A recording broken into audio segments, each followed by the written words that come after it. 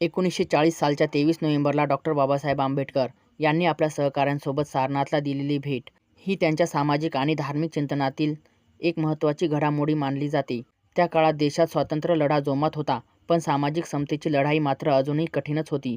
सारनाथ हा बुद्धांच्या धम्मचक्र प्रवर्तनाचा पवित्र स्थळ म्हणून ओळखला जातो आणि या ठिकाणी जाऊन डॉक्टर आंबेडकर यांनी बौद्ध मूल्यांचे करुणा, समता आणि सामाजिक न्याय यांचे स्मरण केले. अस्पृश्य समाजाच्या दुःखाची आणि त्यावरच्या उपायांची दृष्टी अधिक दृढ करण्यासाठी ही भेट महत्त्वाची ठरली. या प्रसंगी आयोजित अस्पृश्यांच्या सभेत त्यांनी प्रभावी भाषण केले.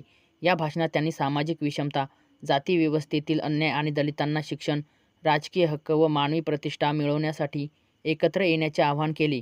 त्यांनी समाजातील अज्ञान आणि अंधश्रद्धा नष्ट करण्यासाठी जागृतीची गरज स्पष्ट केली. तसेच स्वतःला बदलण्यासाठी आणि आपली स्थिती उंचावण्यासाठी शिक्षण, संघटन आणि संघर्ष ही 3 मार्गदर्शन तत्त्वे त्यांनी पुन्हा अधोरेखित केली. सारनाथच्या या भेटीतून त्यांच्या मनातील बौद्ध धर्माबद्दलची ओढ आणखी दृढ झाली आणि पुढे त्यांनी निवडलेल्या धार्मिक मार्गासाठीही ही भेट एक बौद्धिक व प्रेरणादायी टप्पा ठरला.